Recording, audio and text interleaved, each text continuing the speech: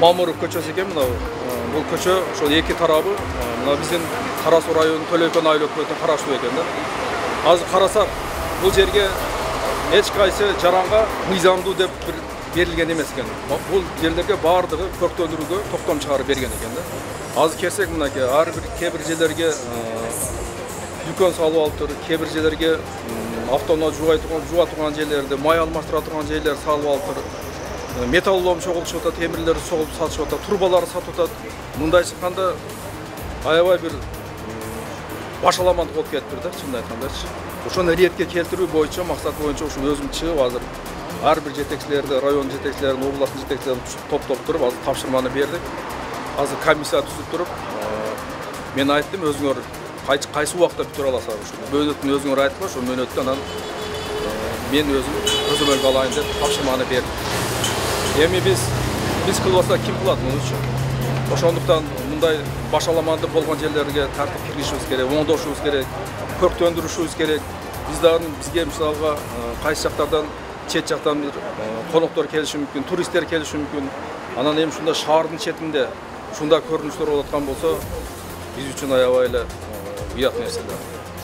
Ошондуктан ушул башаламалыктарды жоюу ниетинде азыр бардык жетекчилер топтоп мына рейд жүргүзүп атабыз. Эми буга чейин ушул мына Кара Суунун акимине тапшырма берилип, Кара Суунун акими чыгып мына Пуркаттын аймагын текшерип, ал жакта дагы ушул кызыл линияга чыгып кеткен объектилердин баардыгын бузуп, бүгүнкү күндө жакшы ретке келтирип атат да. Мындай иштерди биз жүргүзүп атабыз. Жакшы. Мен билген жокмун, Төлөйкөн айыл өкмөтүнө караган. Анан бизге Кара Суу району Төлөйкөн айыл өкмөтүнө карайт дегенден кийин мен анда болдум да, өзүм чыкканга туура келди. Мына мажелер баарын алып тегиздеп, буларды буздуруп, баарын тегиздетесиңер. Тегиздетип, жашылдандырып мажелер. Сонун кылып бир көрк кылышыбыз керек да. Качанга чейин биз анда жүрөбүз. Тоғыр қарам мына мусорлар, мына дөңдөрдү алгылаган, тазалаган майларды. Болбосо мында мусор төп салат экен мында, ар ким келип ана карачы. Мына снос болгонуна бартта болгон, ошондон бери 3-ай кетип атат. Жерсиздердики өз жерсиздер. Жер биздики. Бирок мына ушундай кылып кичинеден 2 комнатадан үй салган. Булар бармаган жери болбоду. Документтер болбогондуктан мен деген адвокаттарды да нанимать этишти, бирок документ жок да эч нерсе кылган. Эми азыр мына палаталар дагы башка бир проекттар менен кайра ушул абутова сүйүмкан баштап атат да, бунун бардыгынчы. Бир аялга эч кимдин алып жетпей атат да. Алган абутова сүйүмкан деп баягы элдик конуш ана элдик көзөмөлдөп туруп ушу эскертүүлөргө карабастан салып алган.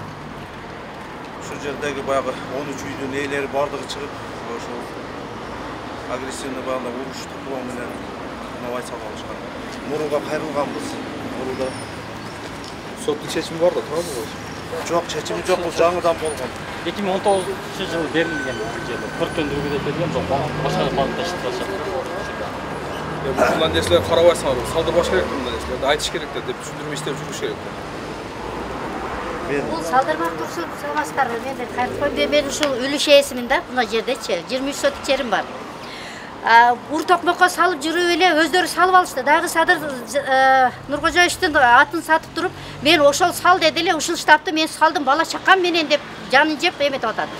Мыйзамсыз үй курулуштарды курган жарандар чогуу курушканда бунунчу бардыгынын акчасы кеткен, бирок өзү эле мен курганмын, бала чакам менен мен жалгыз энемин де, жалгыз эне ушундай штабтарды курганга кудурети жетип атат да.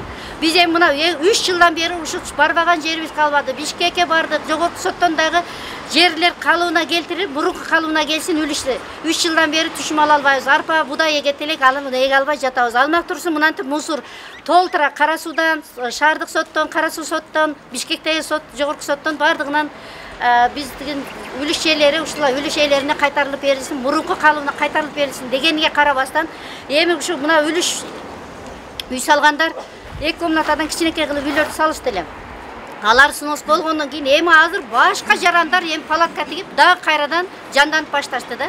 Мына 3 жылдан бери түшүмдөн калабыз, барбаган жерибиз калбады. Уже азыр сиздерди келектеп, дагы ушуга биз жүрүп келдик. Кеч күндүк адам эч кимден болбойт азыр сиздерчи.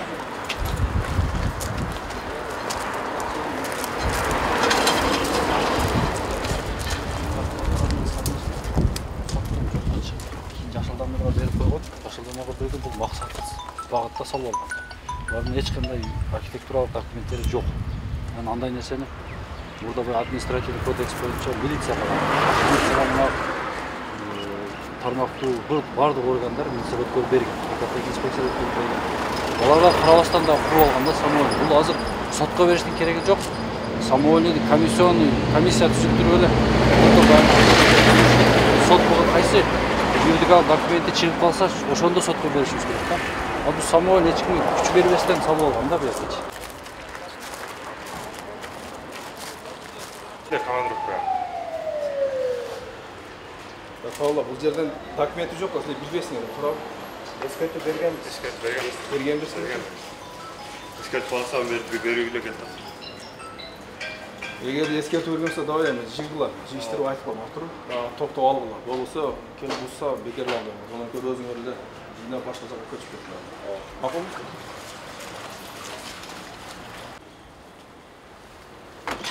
Ben ayttım az hiç kim kapatsa var üzerinde.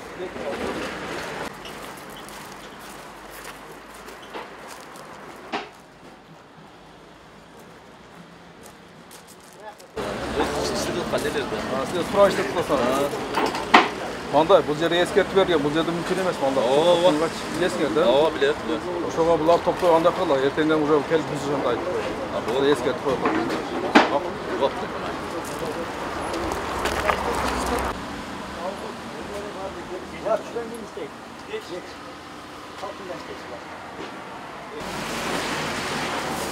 Салам алейкум. Силерге карайбыз. Документиңер барбы? Документтер үйдө да? Жерге барбы документ жок? Документти билген почтамен. Силердикпи же силер бирөөдөн аренда калгансызбы? Бирөөдөн алган. Турпалканты. Мындай, азыр булар баардыгы мыйзамсыз экен да. Ошондуктан силерге эскертүү берсе керек, азырчы. Ошо эскертүү берсе, эгерде булар жыйыштырып андан да коелар. Топтоп башка жака көчүп алып. Макулбу?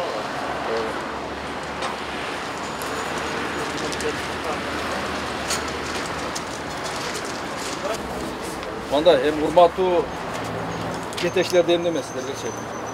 Ушундай жерлерди өзүңүздөр эле билип, карап, ушу тартипке келтирсе болот да бул жердечи. Туурабы? Качанга чейин биз дагы ушундай мыйзам бузууларга жол беребиз. Качан болсо ушундай курулуштарга жол беребиз. Анан кийин жүрөбүз баардыгыбыз. Кээ бирлер бул жерден 5-10 тыйын алып жүрсө керек, мисалы кандай кылып кыршабат этип. Эле токтотойлу мындай нерселерди баардыгыбыз. Мына айтыңыздарчы мына. Ушулардын баардыгын иретке келтириш үчүн силерге канча мөөнөт керек? Айыл өкмөт, архитектор, ГАСК канакчы.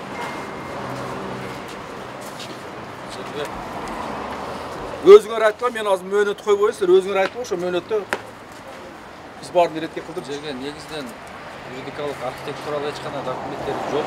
Буга чейин дагы эскертүүлөр берилип, ушул архитектура, газ, экология инспекция болуп турган ошо полномочиосундагы болгон штрафтарды эле салган. Бирок ал чек болбой экен. Кайра эле ушулар кайра эле салышып ушинтип келатат да. Ошо бул жерге менин бир сунушум, айыл өкмөт ушул жерди жашылдандырып, көрктөндүрүүгө деп туруп, жеке жарандарга чыгарып бербестен, ошону мамлекет өзү эле жашылдандырып, көрктөндүрүүгө деп эч кимге бербестен өзү жасаш керек эле да.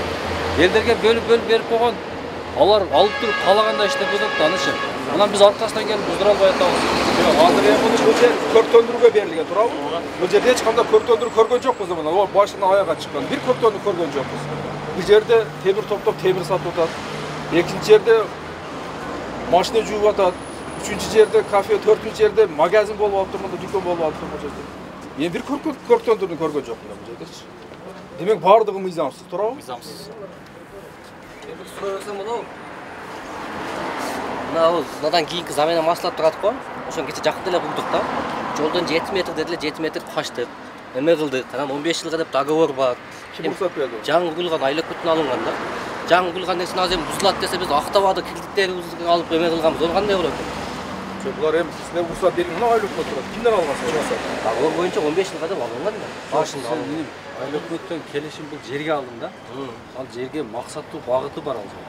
Если курулушка да берсе, архитектурадан курулушка документтерди алыш керек. проект жасаш керек. Алда болот. Күтүү жасаш керек. Жолдон 7 метр качкыла деди, качтык. Газ турбасы өткөндөн өйдөн ам өттүк. Ал убактылуу келишимге жашылдандыруу көктөнүү жерге эч качан архитектура документ бербейт. Бул жерде эч кимсиздик жок. Башта айлантпа, азыр Биздин кабинетке барган документтер көрсөтсөң болобунда, мынча кредитим бар. Мына алынган, мынадан берилген, мындай деп алып жолдо. Мына ушуларга көрсөт. Мына айыл өкмөт турат. Мына газ Бизге жаз. бизге көрсөтсөңүз Кандай болгондо? Мага мен укпай жатам мен андай кылганда. Канча убакыт керек силер айтыңыздарчы. Бизде бир сунуш, сизден бир комиссионный бир буйрук чыкса, бордук эле областтык жетекчилер, райондук жетекчилер, ошо комиссия түзүлсө, айыл өкмөт техниканы камсыз кылып берсе, биз баарыбыз чогуу келели жетекчилер кошулуп. Бул жерден эч качан сотко бере турган документи жок. Мына арттагы зданияларга акча бөлүп бузуш керек булар. Эскертүүлөр берилген, эскертилген канча жыл болуп кетти. Бул буйрук негизинде комиссия менен келип бузбаса тура берет ушунда. Yok buyruk desene, buyruk komisya desene, komisya tüzöylü olan ki. Sana rayonda жетекчиси, hakim. Эгер мындайда эмне бул келишим болсо көрктөндүрүүгө деп 2019-жылы алган экен. 2019-жылы көрктөндүрүүгө алгандан келишим бар экен да. Зейин Исламович, бирок көрктөндүрүү экен да. Ошол келишимди азыр эмне кеңештин төрагасы менен сүйлөштүк, сотко берели депшет. Сотко берип келишимди бузуп туруп эле мыйзамдуулук биротолду бузбайлыбыз. Yok bundayda. Sizler mizam negizinde körktөндүрүүгө бергенсиңер, токтом чыгарып бергенсиңер, туурабы? Эми карагыла, ошол жерде жазгансыңар да, эгерде көрктөндүрүү жасабай турган болсоңор, силер алганга акыңар болсо керек жөн элечи. Келишим бир тараптуу келишимди бузганга. Келишим бир тараптуу бузулбайт экен да. Ошону болсо эмне сот аркылуу болот да, Зейин Исламович. Мыйзамдуу жолу менен бул ноокаттыктай болуп калбайлы дачы. Азыр иш козголуп атат. Ошону бузуп туруп эле сот аркылуу, анан кийин буздурбайлыбыз. Жок, анда мында кылайлы, мейли. Азыр бул жерде көрдүк азыр. Барайлы, кабинетке барайлы, отурайлы дагы, ошо мыйзамдуулугун карайлы. Эгерде бир тараптуу бузула турган болсо, бир тараптуу бузайлы. Эгерде жок, сот аркылуу бузалы десең болсо, сотко берилет да, сот аркылуу буздуруп алат депчи. Эми көрктөндүрүү айтып аткан, көрктөндүрүүгө алган эч кандай көрктөндүрүү жасап атпыр да. Ар ким ар кандай Жасап атат деп сотко жазып. Бардык келишимдер жерге байланыштуулар жер мыйзамына тиешелүү гана берилет да. Жер земельный кодексте берене бар. Максатсыз пайдаланганлык үчүн аны мамлекет кайра тартып алган укугу бар. Максатсыз пайдаланып аткан болсо, үстүгө курулушка эч кандай документ жок, аны бузганга укугу бар деген сөз да бул. Ал бул эч качан келишим бузулбайт деген жери жок. Азыр мындайда двухсторонний түзүлөт. Мен арасаңыз, шеф тура айтып атты азыр. Барып юристтер менен консультация алалы азыр барып жерде. Анан кийин шефке сунуш менен кирели, Зейин Исламовичке. Бирок бир жагынан ар бир здание төлөкөн айлап кетмөйт, жылдык налог төлөйт да. 100 миң төлөгөнү бар, 30 миң, 55 миң төлөгөнү бар. Налог кийинки биринчи мына жердеги курулуш боюнча кетип атат. Налог кийинки. анда да бар. Сен өзүң бардың топто дагы өзүң ошол жерде отуруп сүйлөшүп, кандай мыйзамдуулук жолун чечкиле дагы келгин анда айтып чымагы жолун. Так, эртең кандай болуп калды? Биринчи күнгө. Макулбу? Биринчи күн жолун кайтарып. Биринчи күнгө саат 10го келгил иншалла. Керек болганда. Макул. Анан биротоло мына жолдун аркы бетинен карагыла маначы. Карагылайм азыр жолдун боюнда эле мына дүкөндөрдү ачып атып андай кылып атыптырчы.